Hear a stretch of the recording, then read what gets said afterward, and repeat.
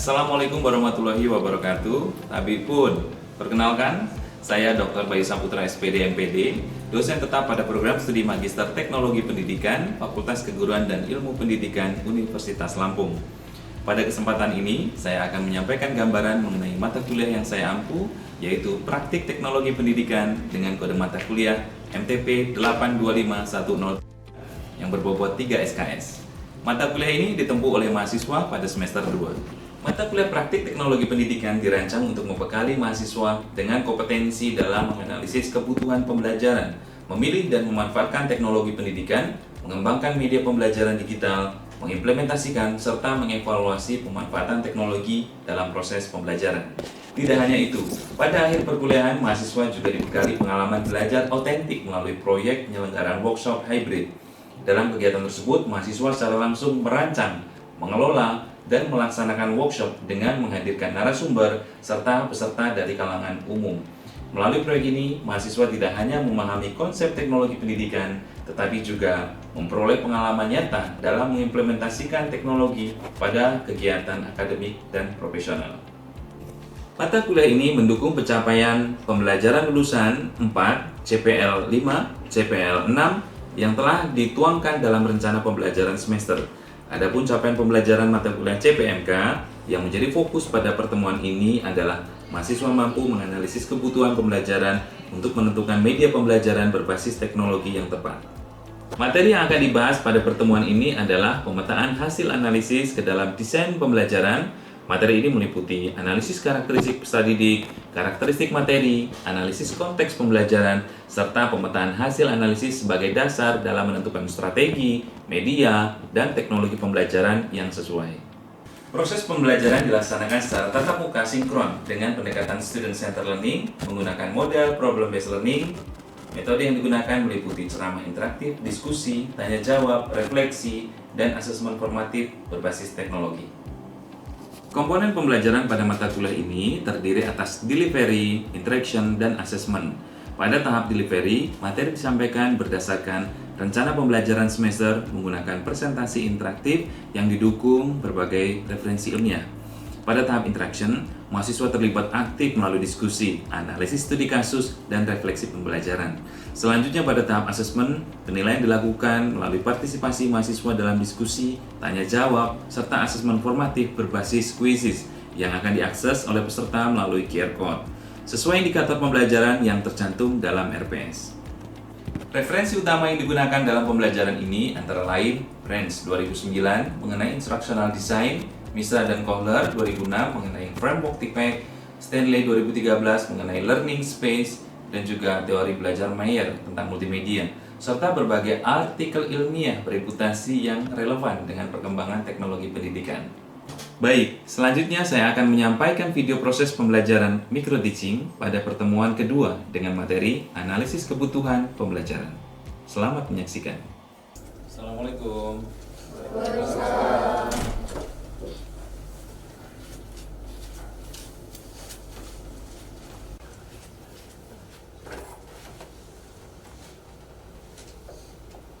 Baik.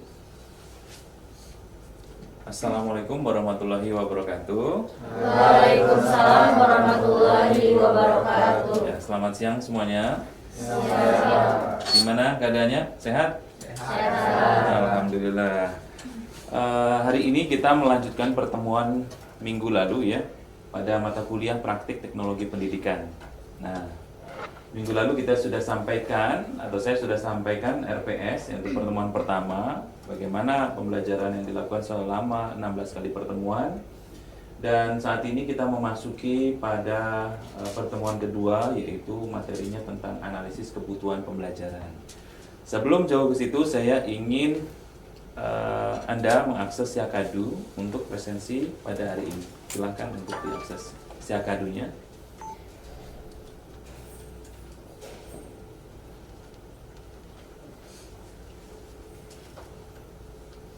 Baik.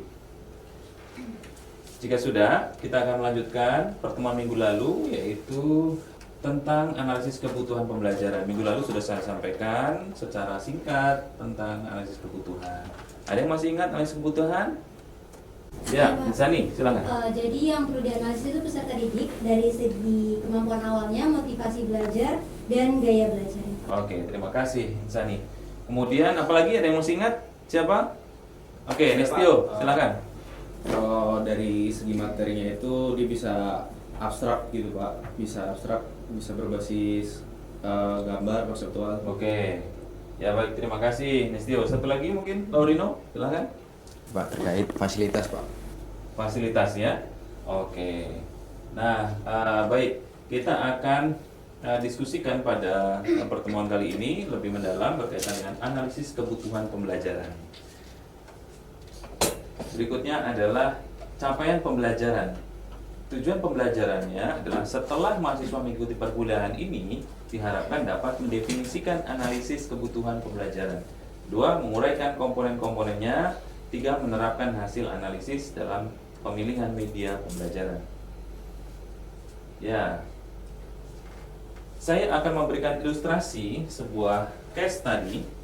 Ini adalah sebuah studi kasus ya, atau case study berkaitan dengan sekolah. Ini kita sampaikan. Saya sampaikan sebuah profil sekolah SMK negeri di suatu tempat di Indonesia.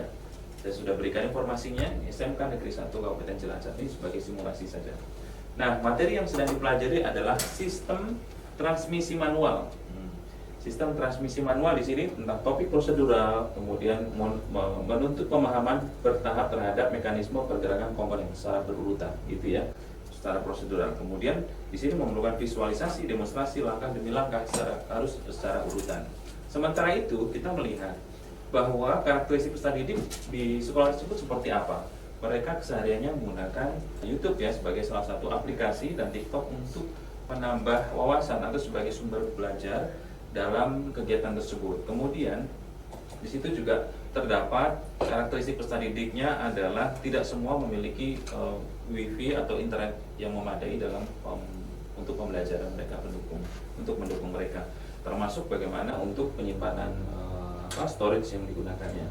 Sementara kondisi pembelajarannya adalah di kelas itu minim hanya sarana pembelajaran untuk penyampaian visualnya minim hanya satu unit proyektor, LCD, kemudian cahayanya pun juga redup. Tersedia papan tulis, tetapi tidak tersedia komputer untuk siswa.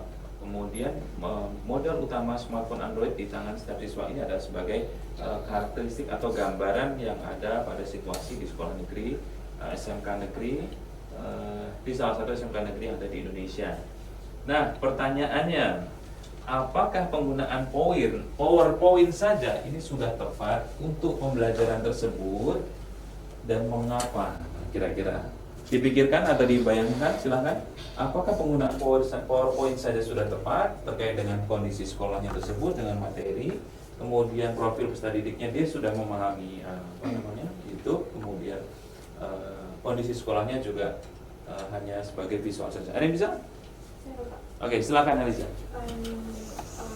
Penggunaan PowerPoint saja itu tidak mencukupi begitu, karena peserta didik itu membutuhkan media yang dapat memvisualisasikan materi, bukan hanya menyajikan informasi dalam bentuk slides. Baik, terima kasih Liza. Ada lagi mungkin mau menambahkan? Ada lagi?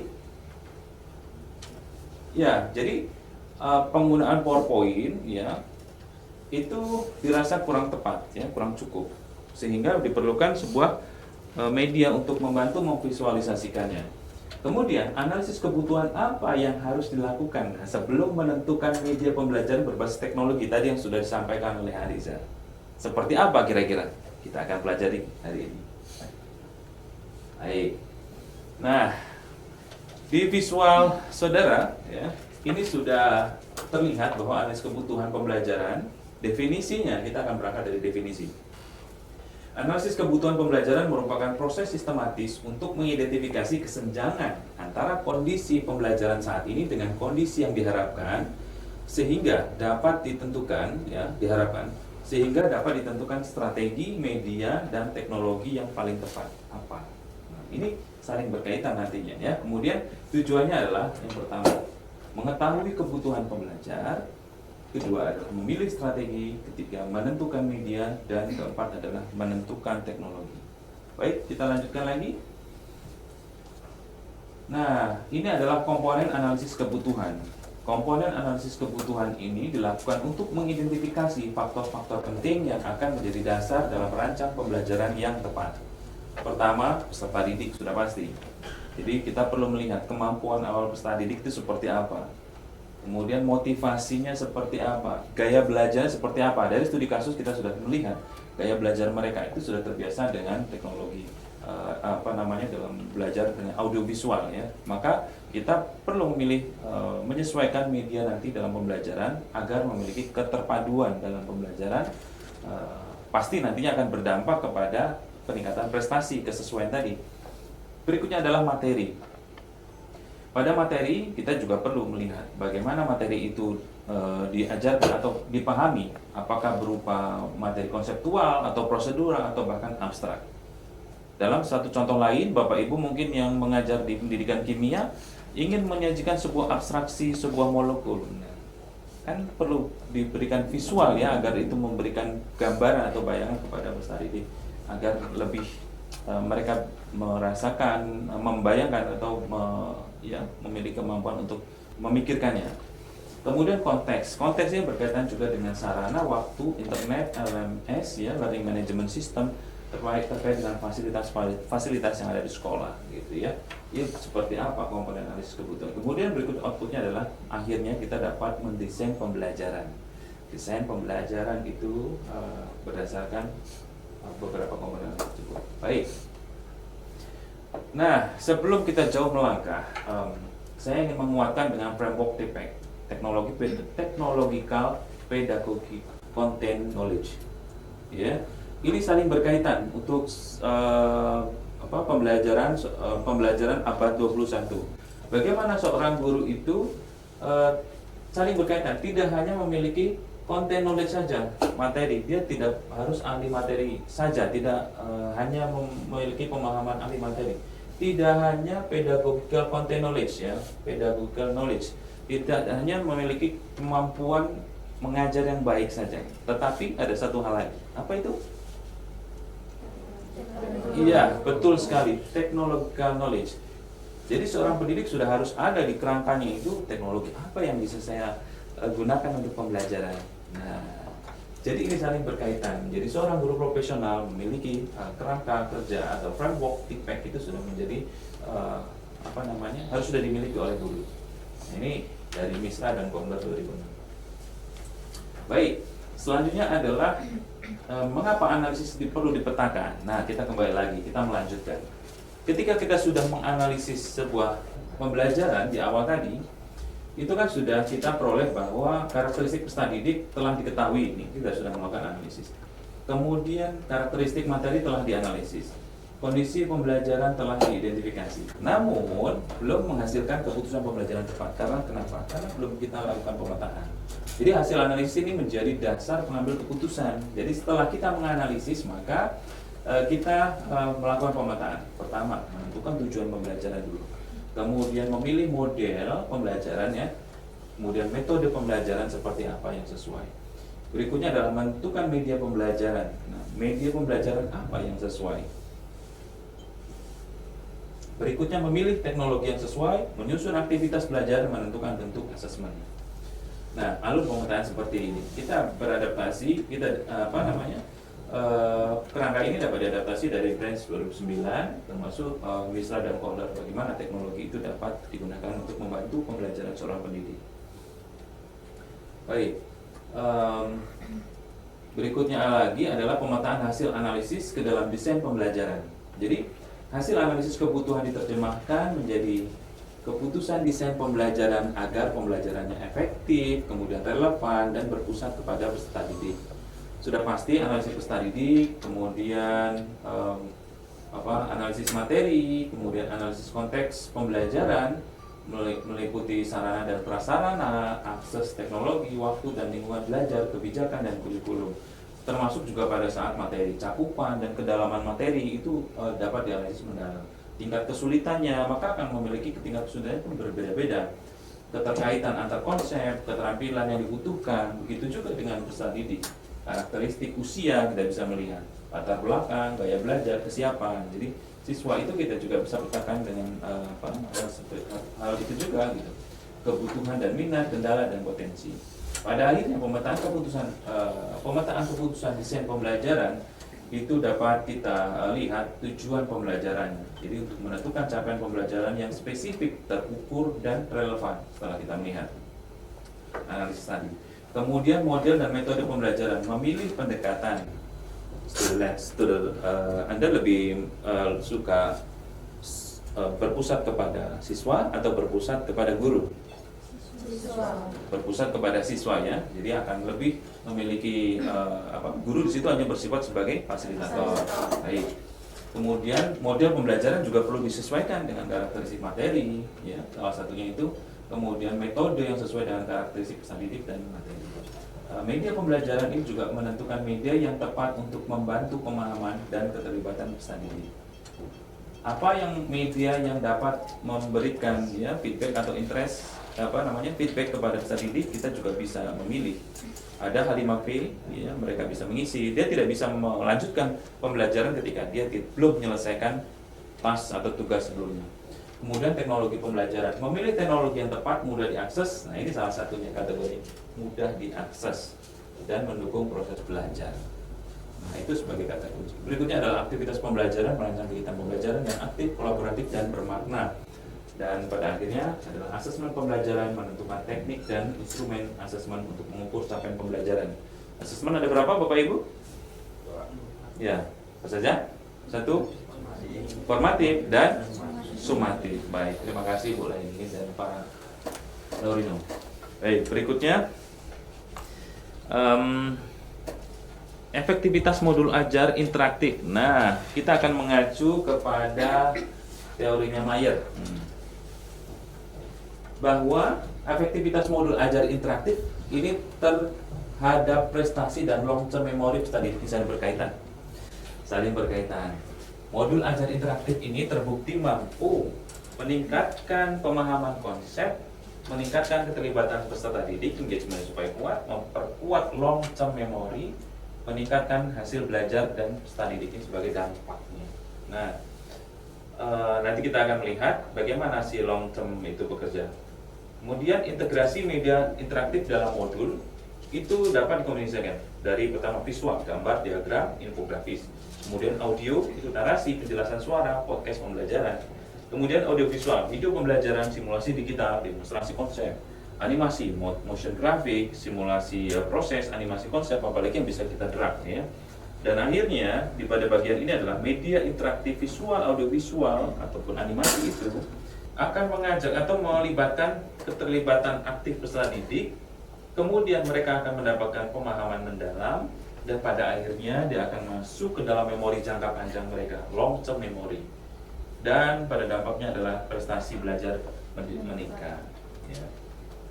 Sehingga dari konsep ini, semakin banyak indera yang terlibat dalam proses belajar, semakin tinggi peluang informasi tersimpan dalam long term memory. Bayangkan jika belajar menggunakan teks saja, apakah itu bisa meningkatkan prestasi? Tentu belum tentu ya, belum tentu. Maka kita bisa gunakan teknologi yang berupa audio visual dan audiovisual termasuk animasi. Baik. Berikutnya lagi adalah tren teknologi. Ini beberapa sudah dipetakan ya dalam pembelajaran. Berbagai platform teknologi yang banyak digunakan saat ini mendukung proses belajar yang lebih efektif, interaktif dan fleksibilitasnya tinggi. Ini adalah beberapa contoh sampling. Misalnya LMS, Learning Management System. Nah, di Unila kita menggunakan salah satu dari ini. Ada yang tahu pakai yang mana? Mana? Model ya, ini ya. Model yang diberi nama V-Class. V-Class itu adalah dikembangkan dari model ya. Dari model. Ada juga yang Google Classroom, itu biasanya di sekolah. Ya, kita masih ingat waktu pandemi COVID-19 ya. Salah satu yang aplikasi yang banyak digunakan adalah Google Classroom untuk di sekolah. Kemudian ada Canvas, Samilo dan seterusnya. Kemudian video conference untuk webinar, dan webinar ini bisa Meet, Google Meet, Zoom, Skype, Microsoft dan seterusnya. Kemudian di assessment tools kita bisa gunakan beberapa nih media-media pembelajaran yang mungkin bisa cocok pada materi Bapak Ibu. Salah satunya adalah Google Form. Ini sepertinya sudah sangat familiar untuk Google Form ya, lebih sering digunakan. Nah, platform multimedia yang lainnya apa? Ada animasi ya, Powtoon ini animasi sifatnya. Kemudian ada Canva, ada Edpuzzle, YouTube, dan masih banyak yang lainnya. Kemudian ketiga adalah keempat, 5, gamification dan interaktif. Kita bisa menggunakan media ini untuk interaktif dalam peserta didik. Kita akan coba nanti pada saat kuisnya, kita akan coba untuk sajikan bersama dan kita saling berinteraksi. Baik, berikutnya adalah learning space. Ini saya akan juga menguatkan dari teorinya menurut Stanley 2013. Pembelajaran dapat berlangsung dalam 2 ruang utama. Nah, ini konsepnya Pak Stanley, di mana terjadi pada kelas sinkronos dan asinkronos. Bagaimana pada kelas sinkronos ini belajar pada waktu yang sama, ya, di waktu yang sama, pada waktu yang sama, kemudian tempat yang sama juga kan berarti ya? Kan langsung live sinkronos. Sedangkan sementara ini belajar pada waktu yang sama tapi tempatnya berbeda, ya. Jadi pada live sinkronos itu seperti itu. Kemudian asinkronos learning, belajar pada kapan saja, di mana saja, menggunakan aplikasi digital tanpa tatap muka. Sementara itu belajar kapan saja, di mana saja, berbagai aktivitas dengan tatap maya. Ini kolaboratif. Kita bisa implementasikan dalam pembelajaran yang saat ini sudah dilakukan seperti menggunakan LMS, kemudian bisa menggunakan aplikasi YouTube dan seterusnya. Nah, seperti itu.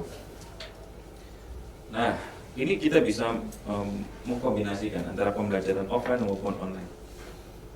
Ada penjelasan berikutnya adalah setting belajar, synchronous learning yang langsung. Jadi aktivitas pembelajaran seperti apa sih Pak? Nah, aktivitas pembelajarannya adalah bisa ceramah, kemudian diskusi, presentasi, wawancara, seminar, pelatihan, roleplay dan seterusnya. Kemudian sinkronos maya bagaimana?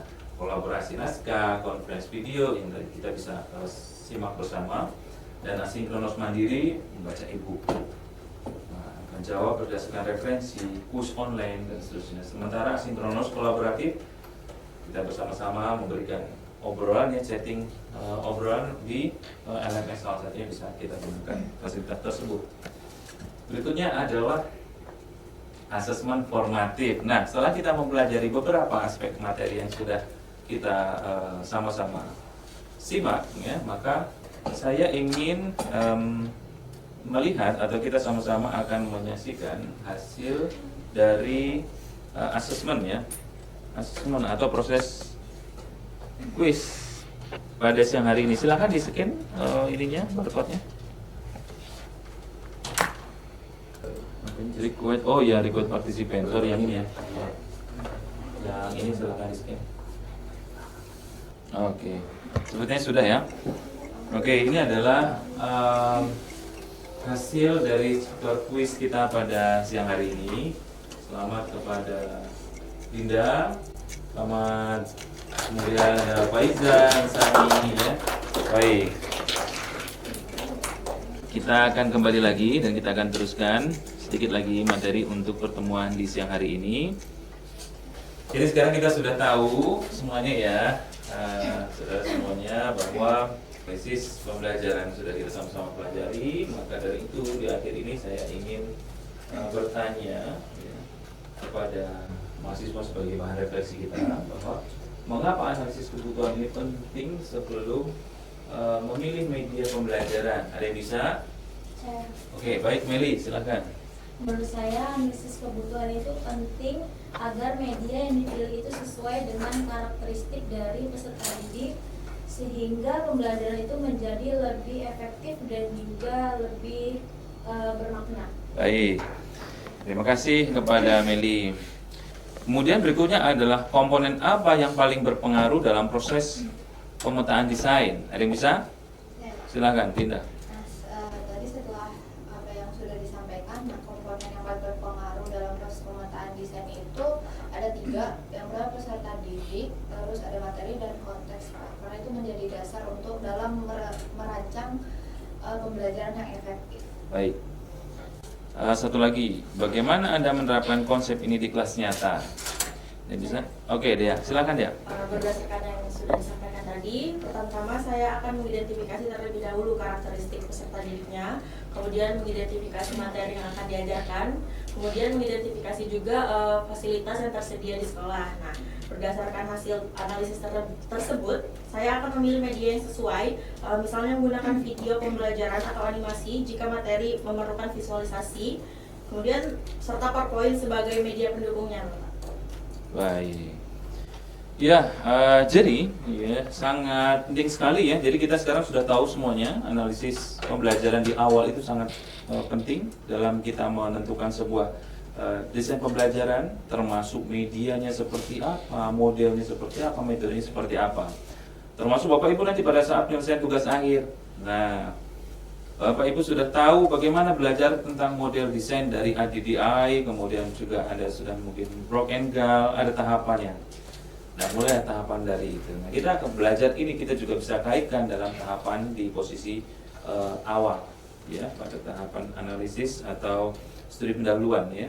Anda pasti melakukan studi pendahuluan dan menyelesaikan tesis. Baik, terima kasih rekan-rekan semuanya pada kesempatan siang hari ini. Anda sudah mengikuti perkuliahan kita pada pertemuan kedua. Kita akan lanjutkan lagi pertemuan ketiga pada minggu depan. Namun sebelumnya saya memberikan tugas kepada Bapak Ibu semuanya melalui LMS, ya. Tolong dilihat di LMS-nya, yaitu membuat analisis kebutuhan pembelajarannya di sekolahnya masing-masing. Nah, ini sebagai langsung praktek implementasi di kondisi sekolahnya masing-masing. Jadi mencakup identifikasi karakteristik peserta didik yang sudah kita pelajari, kemudian analisis materi seperti apa, kemudian konteks belajar, dan rekomendasi media apa nih yang bisa digunakan. Jangan lupa upload di Learning Management System paling lambat 7 hari setelah perkuliahan kita hari ini. Demikian, Bapak Ibu ada yang bertanya lagi? Cukup? Cukup. Terima kasih semuanya. Assalamualaikum warahmatullahi wabarakatuh. Waalaikumsalam warahmatullahi wabarakatuh. Demikian video proses pembelajaran pada mata kuliah Praktik Teknologi Pendidikan di program studi Magister Teknologi Pendidikan, Fakultas Keguruan dan Ilmu Pendidikan Universitas Lampung. Video ini disusun sebagai salah satu dokumen pernyataan diri dosen dalam unjuk kerja Tridharma Perguruan Tinggi, PDD, UKT-PT pada proses sertifikasi pendidik untuk dosen. Semoga video ini dapat memberikan gambaran mengenai pelaksanaan pembelajaran yang mengacu kepada rencana pembelajaran semester serta menjadi bahan pertimbangan dalam proses penilaian sertifikasi pendidik. Terima kasih. Assalamualaikum warahmatullahi wabarakatuh.